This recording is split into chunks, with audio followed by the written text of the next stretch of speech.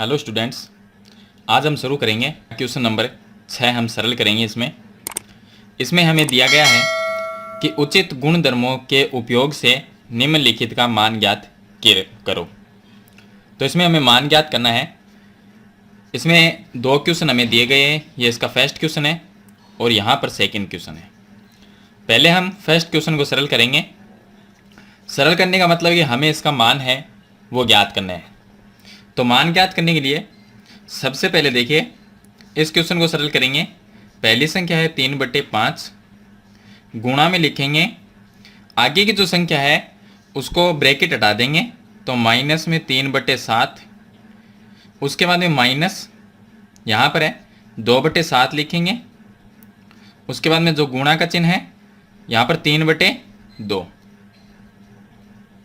आगे प्लस का चिन्ह लगाएंगे और फिर 3/15 लिखेंगे, गुणा में 5/9 लिखेंगे। इतना लिखने के बाद में एक चीज़ का यहाँ पर ध्यान रखना है, ये जो इतनी संख्या है वो दोनों गुणा में है। यहाँ पर ये दोनों संख्याएं गुणा में है और यहाँ पर ये दोनों संख्याएं गुणा में है।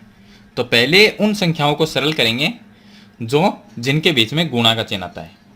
उसके बाद में लास्ट में प्लस और माइनस की संख्या को सरल करेंगे। देखिए यहाँ पर बीच में गुणा का चिन्ह है, इसका मतलब 3 को 3 से गुणा किया 9 आया, लेकिन माइनस का चिन्ह यहाँ पर है तो माइनस में 9 आया। बट्टे में लिखना है 5 को 7 से गुणा करेंगे तो ये हो जाएंगे 35। उसके बाद में देखिए यहाँ पर माइनस का चिन्ह लगाएंगे और आगे इन संख्याओं के बीच में गुणा का चिन्ह है तो इनको सरल करेंगे। 2 को 3 से गुणा किया 6 आ गया और 7 को 2 से गुणा किया तो 7 दूनी 14 हो गई। उसके बाद में प्लस का चिन्ह, आगे वाली संख्या 5 को 3 से गुणा करेंगे 15 हो जाएंगे और 15 को 9 से गुणा करेंगे यहाँ पर तो ये हमारे पास में आ जाएंगे 135। अब देखिए इनमें सिर्फ बीच में माइनस का चिन्ह या प्लस का चिन्ह रहा है। किसी भी संख्या में प्लस और माइनस का चिन्ह अगर रहता है तो उसको हम सरल करते हैं, उसके एलसीएम यानी कि लघुत्तम समापवर्तक लेते हैं। तो पहले हम इसका लघुत्तम लेंगे।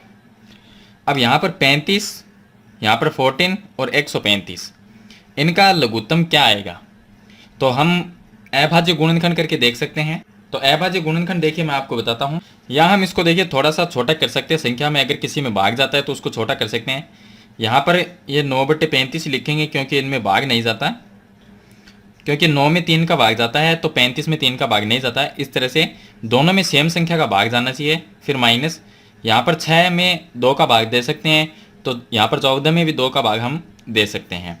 यानी कि 6 में 2 का भाग दिया 3 आया और 14 में 2 का भाग दिया तो यहाँ पर आ जाएगा 7। उसके बाद प्लस 15 में 15 का भाग 1 बार जाता है और 135 में 15 का भाग 9 बार जाता है। अब इसका एलसीएम हम ले सकते हैं, संख्या को छोटी करके ले सकते हैं या यहाँ पर भी हम इसका एलसीएम यानी कि लघुत्तम है वो ले सकते हैं। चलिए इन संख्याओं का हम एलसीएम लेंगे। तो देखिए एलसीएम के लिए यहाँ पर 35, 7 और 9, नीचे वाली संख्या है 35, 7, 9। यहाँ पर हम लिखेंगे 35, कॉमा लगा के लिखेंगे 7, फिर कॉमा लगा के लिखेंगे 9। तो इनका हमें एलसीएम लेना है यानी कि लघुत्तम। इनमें से हमें ये देखना है कि कौन सी संख्या में सबसे छोटी संख्या का भाग जाता है। यानी कि जैसे कि 9 है, 9 में हम 3 का भाग दे सकते हैं। अगर 2 का दें तो किसी में भाग नहीं जाएगा तो हम 3 का भाग दे सकते हैं। 35 में तो नहीं जाता, जिस संख्या में नहीं जाएगा उसको सेम टू सेम लिख देंगे। 7 में भी नहीं जाता तो 7 लिखेंगे। 9 में 3 का भाग दे सकते हैं, 3 बार जाता है। फिर से हम 3 का भाग इसमें दे सकते हैं तो 35 लिखेंगे, 7 लिखेंगे, 3 में जाता है 1 बार। अब हम ऐसी संख्या का भाग देंगे इनमें से किसी में जाता हो तो हम 5 का भाग देंगे। 5 का भाग इसमें 35 में जाता है 7 बार, 7 में जाता नहीं है तो 7 लिख देंगे और 1 का 1 का कोई मतलब नहीं है। फिर देखिए यहाँ पर 7 का ही भाग जाएगा इन संख्याओं में तो 7 में गया 1 बार, यहाँ पर भी 1 बार चला गया और ये लास्ट में जब 1 आ जाए तो उनको हम वहीं पर छोड़ देंगे। चलिए अब इनको हम गुणा कर लेंगे। गुणा किस तरह से करेंगे, 7 को 5 से गुणा करेंगे। ये जो संख्याएं आई हमारे पास में इन संख्याओं को हमें गुणा करना है। 7 को 5 से गुणा करेंगे, 7 पंजे होते हैं 35। 35 को हम 3 से गुणा करेंगे तो ये हो जाएंगे 105 और 105 को फिर हम ऊपर वाले 3 से गुणा कर लेंगे तो यहाँ पर आ जाएंगे 5, 15 और 3 एकम 3 यानी कि 315 आ जाएंगे। तो इसका एलसीएम जो आएगा वो आएगा 315 आएगा। अब देखिए इसमें पहले हम 35 का 315 में भाग देंगे। तो हम 315 में 35 का अगर भाग देते हैं तो भाग जाता है 9 बार। आप इसको चेक कर लेना, 35 का भाग 315 में 9 बार जाता है, और जो 9 उत्तर आएगा उसको ऊपर वाले -9 से गुणा करेंगे, तो 9 को 9 से गुणा करेंगे तो माइनस में आएंगे 81। उसके बाद माइनस 7 का भाग अगर 315 में दें, यहाँ पर लिखेंगे हम 315, तो 7 का भाग 315 में देंगे तो यहाँ पर उत्तर आएगा हमारे पास में 45, और 45 को हम 3 से गुणा करेंगे तो ये आएंगे 135। फिर प्लस 9 का भाग इसमें देंगे तो 35 बार जाएगा, और 35 को ऊपर वाले 1 से गुणा करेंगे तो यहाँ पर आ जाएंगे 35। चलिए यहाँ पर -81 है और माइनस में 135, तो जो दो संख्याएं माइनस की होती है उनको हम जोड़ लेते हैं, तो -81 और -135, तो माइनस में 216 हो जाएंगे, और फिर प्लस में आगे 35 रह जाएगा, और इसके बट्टे में लिखना है हमें 315। 216 में से 35 को हम घटा देंगे, माइनस कर देंगे, क्योंकि ये संख्या माइनस की और ये प्लस की है। तो 216 में से 35 को हम माइनस करते हैं तो यहाँ पर माइनस में 181 आ जाएंगे, और इसके बट्टे में लिख देंगे 315। ये इसका आंसर आ जाएगा। तो इस तरह से आपको सरल करना है क्वेश्चन को। चलिए नेक्स्ट क्वेश्चन को हम सरल करेंगे, क्वेश्चन नंबर 2। क्वेश्चन नंबर इसका जो सेकेंड है, इसमें देखिए ये दो संख्याएं हैं वो दोनों गुणा में हैं, और आगे वाली ये दो संख्याएं गुणा में हैं, तो बाकी को सेम रखेंगे। 5/2 को 5/2 ही लिखेंगे। चलिए उसके बाद में हम लिखेंगे माइनस, यहाँ पर 3 को 7 से गुणा करेंगे, 7 3 21, बट्टे में 5 को 2 से गुणा करेंगे 10 आ जाएंगे। फिर यहाँ पर प्लस का चिन्ह है तो प्लस लिख देंगे, और 3 को -2 से गुणा करेंगे तो माइनस में 6, बट्टे में 5 को 3 से गुणा करेंगे तो यहाँ पर 15। माइनस के साथ देखिए यहाँ पर प्लस आ गया, यहाँ पर माइनस, तो इसको हम ब्रैकेट में लिख देंगे। अब फिर से हम इसको लिखेंगे 5/2 माइनस में 21/10, और प्लस को माइनस से जब गुणा करते हैं, अगर प्लस माइनस दो चिन्ह साथ में आ जाए पास पास, उनको गुणा करेंगे तो माइनस का चिन्ह आएगा। फिर लिखेंगे 6/15। अब इन संख्याओं को थोड़ी सी हम छोटी कर सकते हैं, कैसे करेंगे? 5/2 है, इसको 5/2 लिखेंगे, माइनस 21/10 लिखेंगे, और लास्ट वाली संख्या को हम छोटी कर सकते हैं, क्योंकि 6 में और 15 में ऐसी कौन सी संख्या है जिसका भाग 6 में भी जाता है और 15 में भी जाता है? तो 3 का भाग जाता है, 3 का 6 में भाग जाता है 2 बार, और 3 का भाग अगर 15 में जाता है तो जाता है 5 बार। अब इनका हम लघुत्तम लेंगे। लघुत्तम यहाँ पर एक हमें ऐसी संख्या लिखनी है जिसमें 2 का, 10 का और 5 तीनों का भाग जाता हो, तो हम 10 लिख देंगे, क्योंकि इस 10 के अंदर 2 का भाग भी जाता है, 10 में 10 का भाग भी जाता है, और 10 में 5 का भाग भी जाता है। तो 2 का भाग हम 10 में देंगे, कितनी बार जाएगा? 5 बार जाएगा। फिर 5 को ऊपर वाले 5 से गुणा करेंगे तो आ जाएंगे 25। फिर माइनस 10 का भाग 10 में एक बार जाता है, 1 को 21 से गुणा करेंगे तो 21 आ जाएंगे।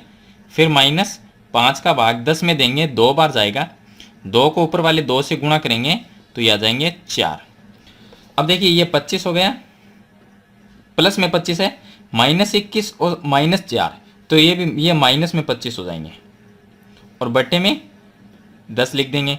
25 में से 25 को माइनस करेंगे तो क्या आएगा? 0, और 0/10 लिखेंगे। 0 में 10 का भाग देंगे तो उत्तर आएगा 0, तो ये इसका आंसर आ जाएगा। तो इस तरह से आपको ये क्वेश्चन है वो सरल करना है। चलिए इसके बाद में हम इसका क्वेश्चन नंबर 7 है उसे सरल करेंगे। अब देखिए इसका क्वेश्चन नंबर 7। क्वेश्चन नंबर 7 में हमें दिया गया है योज्य प्रतिलोम लिखिए। तो योज्य प्रतिलोम लिखने का मतलब है कि जो हमें संख्याएं दी गई है उनका हमें योज्य प्रतिलोम, पहले ये समझ लेते हैं कि योज्य प्रतिलोम होता क्या है। तो देखिए सबसे पहले योज्य प्रतिलोम का मतलब है जो संख्या हमें माइनस में दी गई है उसको हम सेम टू सेम प्लस में लिखेंगे, जो प्लस में दी गई है उसको माइनस में लिखेंगे। कहने का मतलब है दो संख्याओं का योग जब क्या हो जाता है? 0 हो जाता है, तो वो दोनों एक दूसरे की योज्य प्रतिलोम होती है। जैसे कि हम गिनती लिखते हैं 1 2 3 4, तो 1 2 3 4 जो हम लिखते हैं वो सभी क्या है? प्लस की संख्या, और प्लस की संख्या के आगे हम कभी भी प्लस का चिन्ह नहीं लगाते। तो 1 2 3 4 ये सभी क्या है? प्लस की संख्या। हमें कोई ये कह दे कि 1 का योज्य प्रतिलोम क्या होगा? तो -1 होगा। 2 का क्या होगा? तो -2 होगा। ये प्लस में है तो -3 लिखना, प्लस 4 है तो -4 लिखेंगे। अब इनका योग करके देखते हैं, ये +1 -1 क्या हो गया? 0, 2 - 2 0, 3 - 3 0, 4 - 4 0। यानी कि जब दो संख्याओं का योग 0 आता है तो दोनों संख्याएं क्या होगी, योज्य प्रतिलोम। सभी का योग क्या आ रहा है, 0 आ रहा है, तो ये संख्या क्या होगी, योज्य प्रतिलोम। कहने का मतलब है अगर प्लस में है तो उसको माइनस में लिखना है, माइनस में है तो उसको प्लस में।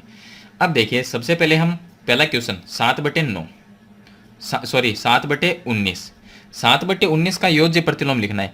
तो देखा जाए तो ये संख्या प्लस की संख्या है क्योंकि इसमें माइनस का चिन्ह ही नहीं है, तो 7/19 को हम लिखेंगे माइनस में 7/19, ये इसका योज्य प्रतिलोम हो गया। दूसरी संख्या है माइनस में 9/5।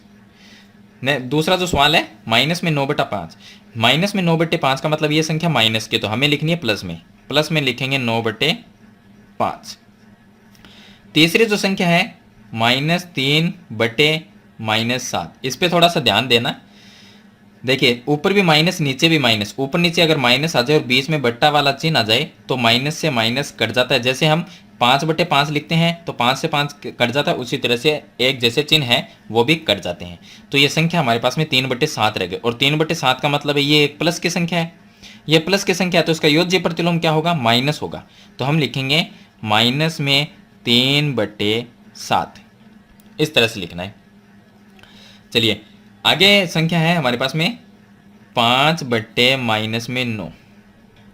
अब देखिए अगला जो सवाल है 5/-9, तो ये संख्या माइनस का चिन्ह ऊपर हो या नीचे वो संख्या माइनस की होती है। अब इसको हम माइनस की है तो हम प्लस में लिखेंगे 5/9। आगे संख्या -13/-17, ये जो संख्या है इसमें ऊपर नीचे माइनस आ गया तो माइनस से माइनस कैंसिल हो गया, तो 13/17 बच गया। 13/17 है वो प्लस का है क्योंकि माइनस तो अब रहा ही नहीं, तो ये संख्या प्लस में बन गई, तो हमें इसका योज्य प्रतिलोम माइनस में लिखेंगे। हम लिखेंगे इसको -13/17 लिखेंगे।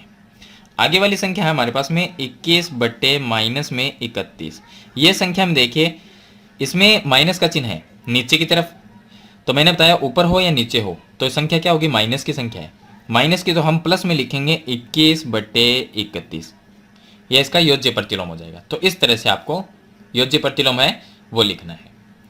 चलिए इसके बाद में हम शुरू करते हैं क्वेश्चन नंबर 8। अब देखिए क्वेश्चन नंबर 8 है, इसमें हमें गुणात्मक प्रतिलोम लिखना है। पहले हमने क्वेश्चन नंबर 7 में योज्य प्रतिलोम लिखा था, इस बार हम गुणात्मक प्रतिलोम लिखेंगे। चलिए गुणात्मक प्रतिलोम में आपको एक चीज़ ध्यान रखनी है कि इन संख्याओं का गुणात्मक प्रतिलोम लिखते समय यहाँ पर जो संख्या है उसको हम उल्टा कर देंगे और जो इसका चिन्ह है उसको सेम जगह ही रखेंगे। जैसे कि -17 का गुणात्मक प्रतिलोम लिखने के लिए माइनस को यहाँ पर रखेंगे, माइनस का माइनस लिख दिया, 17 को उल्टा कर देंगे, 17 का उल्टा होता है 1/17, इस तरह से लिखना है। यानी कि संख्या जो है उस संख्या को हम पलट के लिख देंगे। चलिए अगली जो संख्या आती है -11/17, तो माइनस का चिन्ह ऊपर की तरफ है तो यहाँ पर माइनस चिन्ह लगा दिया। 11/17 को हम लिखेंगे, 17 ऊपर आ जाएगा और 11 नीचे चला जाएगा, तो ये इसका गुणात्मक प्रतिलोम आ गया। आगे संख्या जो है हमारे पास में ये संख्या, इसको पहले सरल करेंगे।